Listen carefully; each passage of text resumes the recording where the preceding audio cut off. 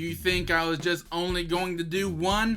Heck nah, brah. I got like 80 something of these and they just keep piling on. I'm probably going to be crapping these out till I die. And you're coming with me to the toilet. Grave of death. Okay, that was nasty. If you didn't watch the first one, which you should, it has a lot more production value than this one's going to get. Basically, someone who seriously overestimated my influence has put me on some sort of promotional list. And next thing I knew, I was getting dozens of press releases offering me review codes. These games, I think I now know why they put me on such a list. Yeah, these are the kind of games that you and I probably never heard of and will likely never hear of ever again. And I don't just want to leave them here, forever forgotten in my secondary inbox. So I've decided to make a series skimming through all of them, or at least most of them. Now, these are not reviews. I haven't played them myself. These are just my first impressions derived from the promotional material that they've gave me. I just to ponder if they're a good game or not, and I basically just talk about them. Who knows? Maybe you'll see something you'll be interested in. If so, check them out yourself. So let's get started. These are all of my inbox games. Part 2, Electric Boogaloo, The Battle of Waterloo. Yoo-hoo. Okay, first up is Taste of Power. Ooh, yummy. Warning, we got a few of these white box only ones, so sorry about that. Not my fault. Hello, TreyGamer58. I am glad to announce that Taste of Power, the real-time strategy game set in alternative Middle Ages, where Europe, China, and the Middle East just beat the snot out of each other. Okay, this looks like a really good game. Like a solid RTS. Looks like a modern take on one of those old RTS PC games you would see being reviewed on like Mandalore Gaming or something. Where you gotta build a city, sort of, and like StarCraft, you gotta build like a base or city, and then while you're also fighting real-time battles. I'm not exactly sure how it really plays out, but it looks solid. It looks fun. Looks like something I would play. So yeah, if you're into those kinds of games, then I think you'll find enjoyment here. Now here we got Biotope, Aquarium Simulator.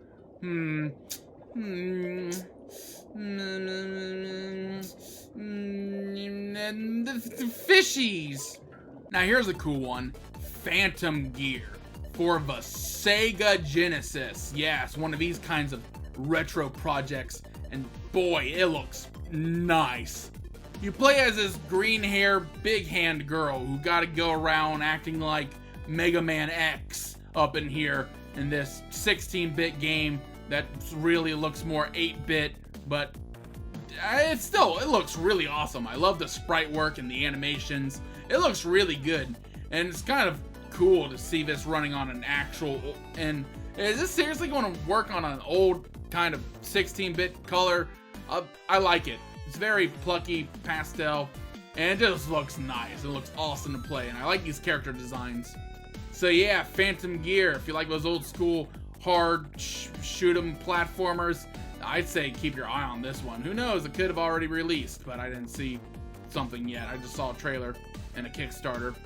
I think it's in further development. I haven't seen like any oh, it's released now kind of deal, so I could be wrong. I could have just be dumb, but yeah, it looks good. Looks good. Zeus Begins. How does Zeus Begins? I'm trying to remember my mythology, Greek mythology. I think Kronos banged Gaia or something, and Zeus popped out of nowhere and just started throwing lightning around. That's what it looks like it's happening here. Now, when I was a kid, I loved these side-scrolling beat-em-up games, like the TMT, Turtles in Time, and that Avengers games. Those are awesome. But this, I like the idea.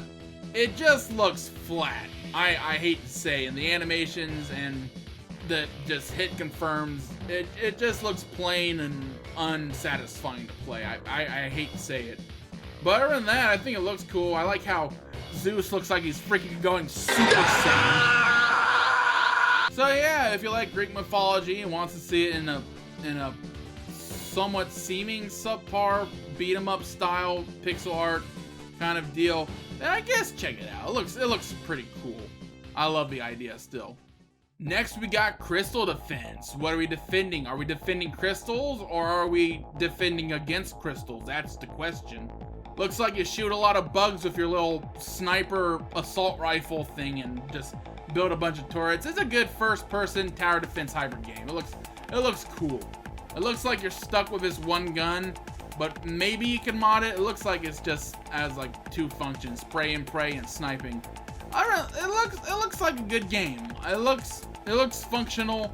It looks like a time waster you can spend a few hours on. It looks good. It looks alright. I'm not really a fan of tower defense games, but mixing it with FPS, doing that also sounds awesome. The only thing I think I would make it more awesome if it had like multiplayer, but I don't see anything about that in here. But yeah, cool stuff. Check it out if you're interested. Oh boy, another one. Hello, TrigGamer58. The critically acclaimed Super Mega Baseball 2 Ultimate Edition is coming to the Switch, and you need to play it. Also on PS4, Xbox One, and Steam. It has received numerous Sports Game of the Year awards, or at least nods, and fans often call it the best baseball game of this generation. And this is the sequel, and the Ultimate Edition of a sequel, and it looks good. It looks good for what it is. It looks like a solid, cartoony baseball game. Kind of reminds me back when I played Mario Super Sluggers for the Wii. I love that game. I played the crap out of it. But this, it looks alright. I mean, if you're interested in this looks really solid, and I think you would have a good time. Looks like a fun, awesome time, and ooh, what's this? Cat face on a plate? Okay. Oh boy, Never White Box 1, back to back. Hello, TrigGamer58. Have you heard of the hand-painted, well, if it's hand-painted and beautiful looking, why aren't you showing it on my email? Have you heard that the hand-painted, text-driven role-playing game, Golden Treasure, The Great Green, has received 99% positive reviews? It's a beautiful RPG about choices, survival, and life as a dragon in the Bronze Age. Oh boy, can't wait to devour a Centurion or something. I think it was Iron Age. Or something else. This sounds like a pretty cool idea. And having it set during the Bronze Age, I wonder how much they'll incorporate that. Because usually you think of dragons, you think of the medieval era. And add some fantasy in. So this will be a cool, interesting take. But yeah, text-based adventures can be really cool and really immersive. Especially since they can really be spread out without like spreading your resources thin. I mean, you just gotta type. And of course, making an RPG with a bunch of opponents and RPG battles and stuff like that, randomizers, make it crazy. Hey look, I played this one game called 10 Star. It sucked the life out of me. It was great. But also, this is sure to have a bunch of cool looking visuals on top of it. So, yeah, I mean, if you're into dragons, being a dragon, I guess, and maybe having an RPG on that with a bunch of choices, and yeah, check it out, I guess. Roll. Wait, no. Run, Roll, Rumble. Run, Roll, Rumble out on Steam today. A side-scrolling platform brawler for up to 4 players. It's a Smash clone. Oh, excuse me, a Smash-like. Excuse me, a platform fighter. It looks okay. It looks like a nice-looking Smash clone where you play as everyday Joes just beating the snot out of each other I don't know why. They just are over little first world problems, I guess. Run, Roll, Rumble is a side-scrolling 3D platform fighting game for up to 4 players set in an ordinary neighborhood. That's a city. Where citizens solve all their daily conflicts by just fighting each other. Why can't we, here in the civilized real world, just settle conflicts by just fighting each other? Politics would be so much more bearable and more fun to watch that way.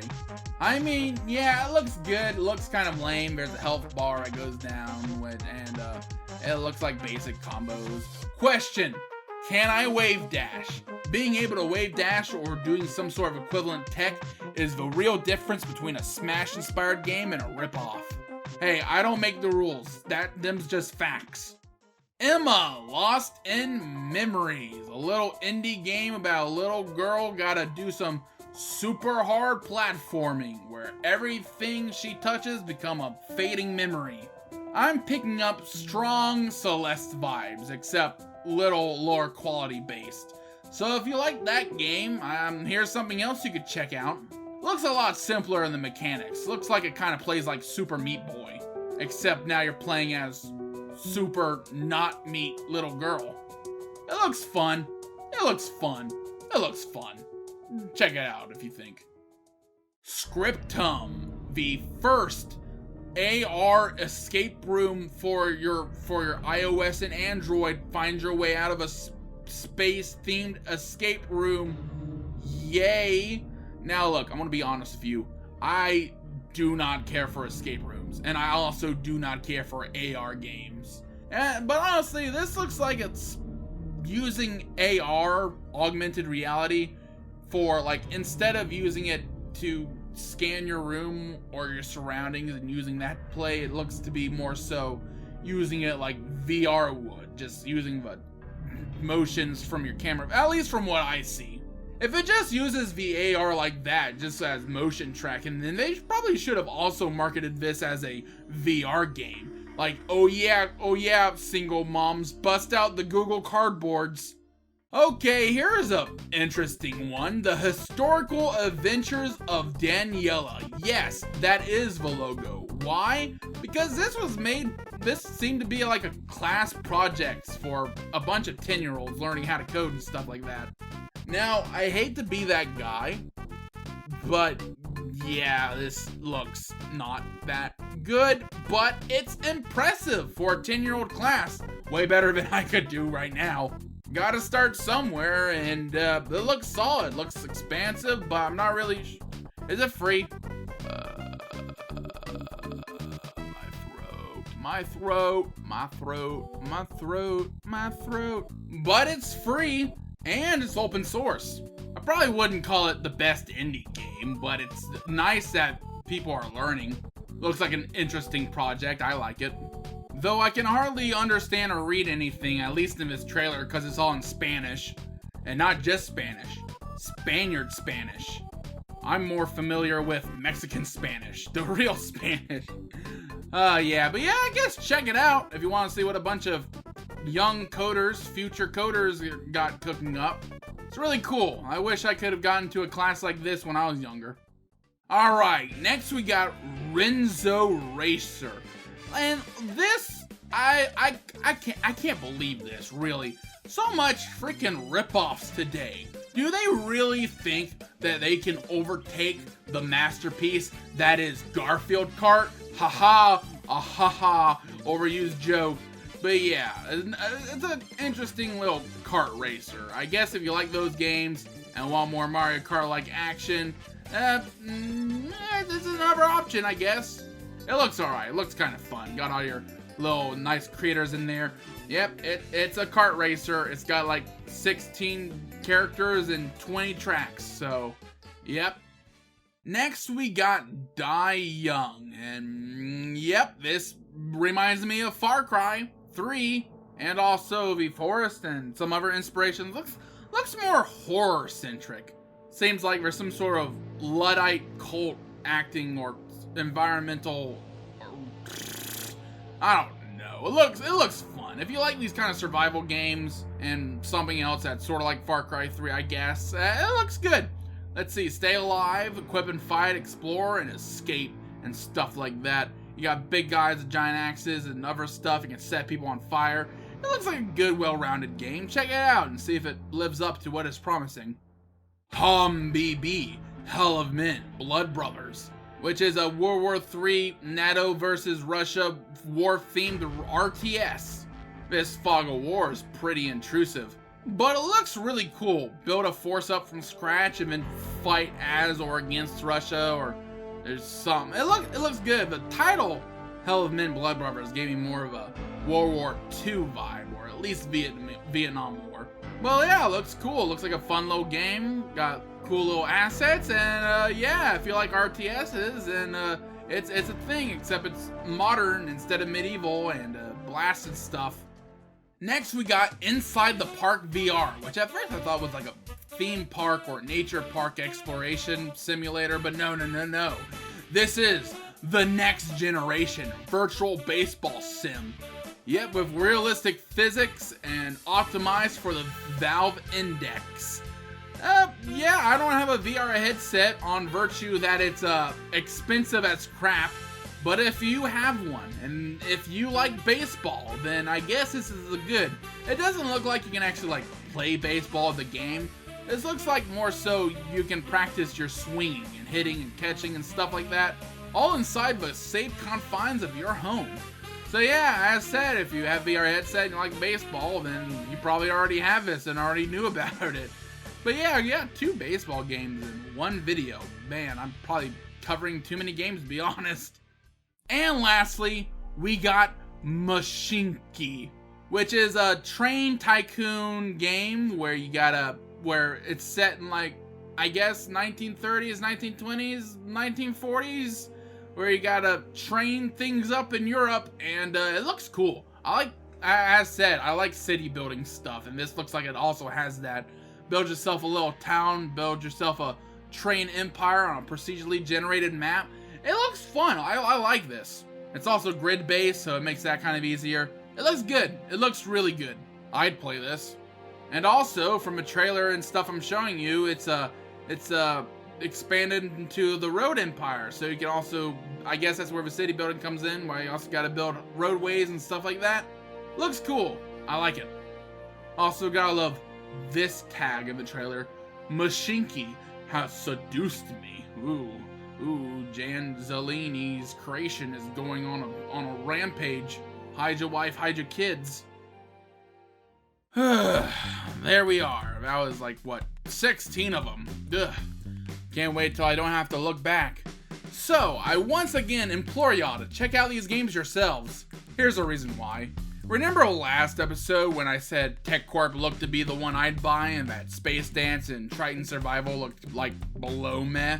Well, a bit of curious searching had me finding out that those 2 games had a nice little positive following, and that TechCorp became abandonware trash.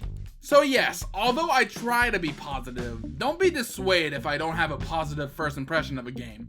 If it interests you, then look it up. Anyways, yeah, that was fun. Those are some cool games, and 2 of them are baseball, so I get to use that JoJo. Heck yeah.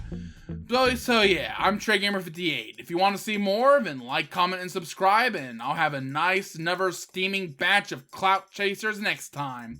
So until next time, I'll see you next time. So, see ya.